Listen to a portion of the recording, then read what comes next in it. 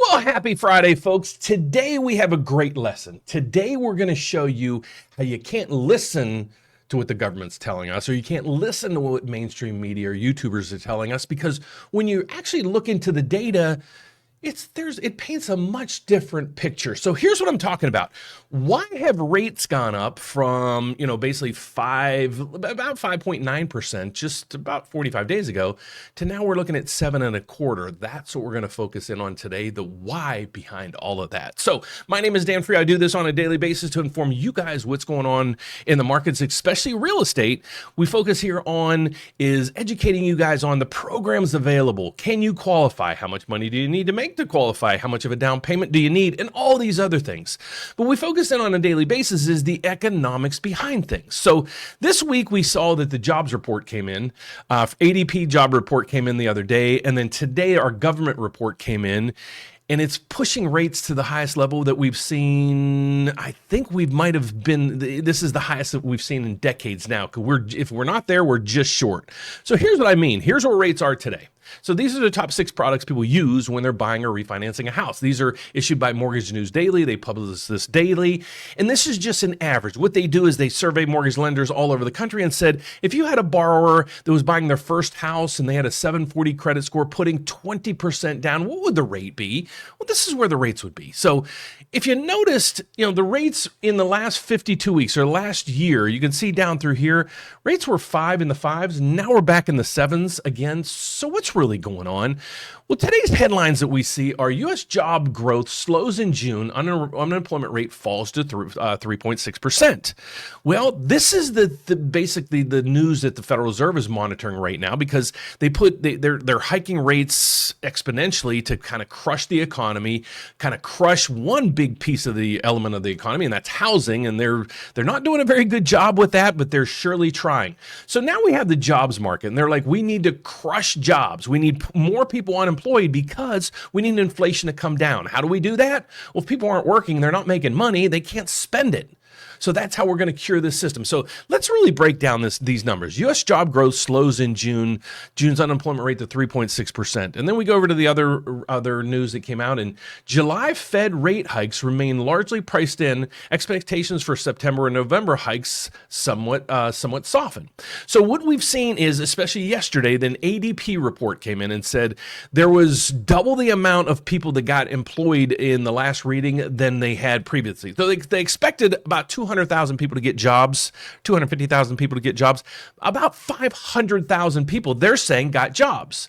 So the Fed says, or everybody's saying now, well, the Federal Reserve has to keep their foot on the gas pedal of increasing rates. But let's go through the data that we have here, because again, U.S. job growth, I just lost that caption. Let's go to the top here. Rate falls. But here's my point.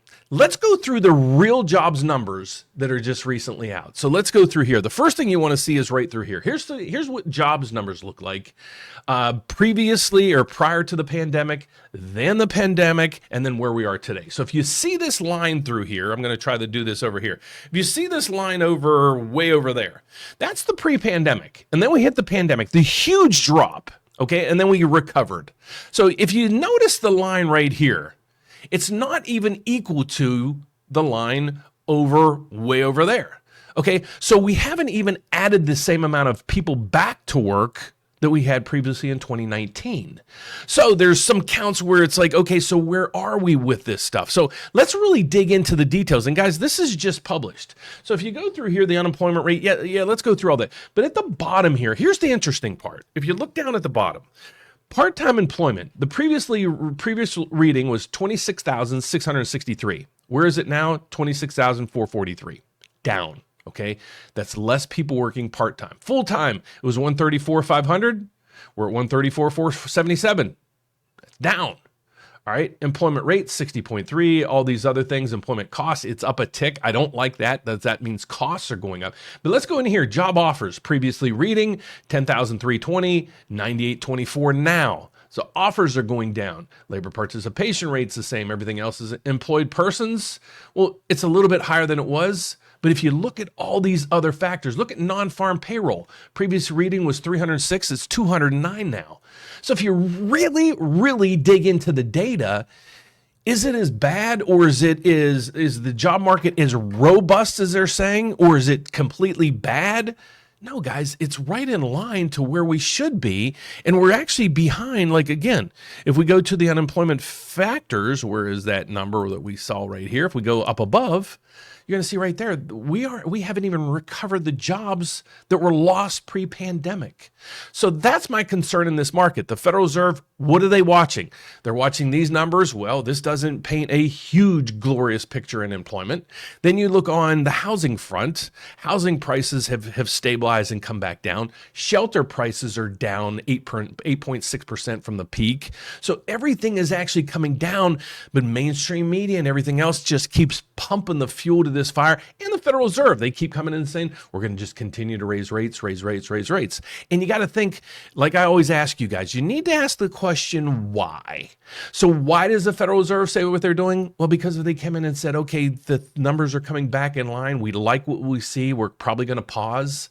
Well, then all their efforts are going to be gone, because there's a pent-up demand of people on the sidelines. And I have conversations with people every day saying, I'm ready to buy.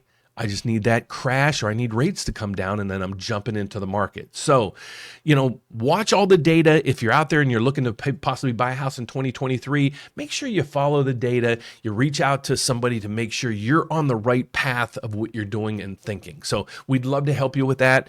If you want to reach out to us, I'll give you my information here in a second. But let's go over to the bond markets to see how their reaction is right now to all this information coming out. Because yesterday, the news that came out from ADP, the employment numbers, it was double what it was expected. Rates actually went up 0.25% from the previous day. So if you got a quote from somebody a couple days ago and you didn't lock in, you need to reach out to those people again to figure this out. So what we're seeing on your screen right now is the markets are basically just stabilized right now. I thought we'd actually have a nice little uptick in the market because of this data, but we haven't.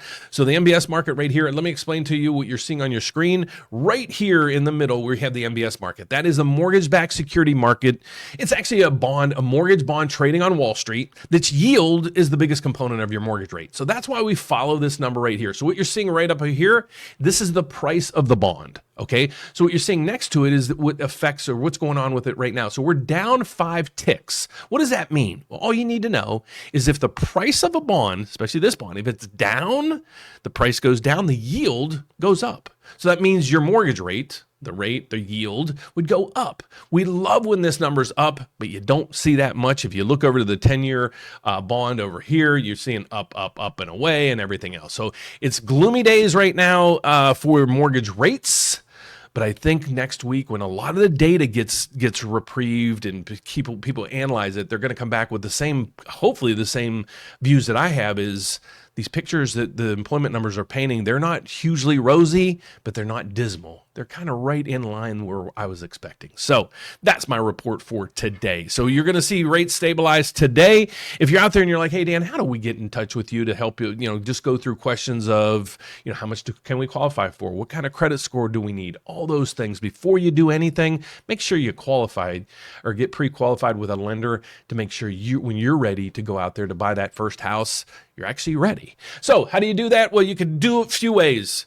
One, reach us by phone, 844-775-5626. Or if you'd like, just hit the Apply Now button. What's going to happen is you'll complete that as much as you can within 24 hours. Either myself or one of my mortgage advisors will be reaching out to you to go over your application, answer any questions you have, and set you on your path to home ownership. So that's it for today, guys. Thank you so much for watching. Have a fantastic day. Enjoy the weekend. I think it's going to be hot out there.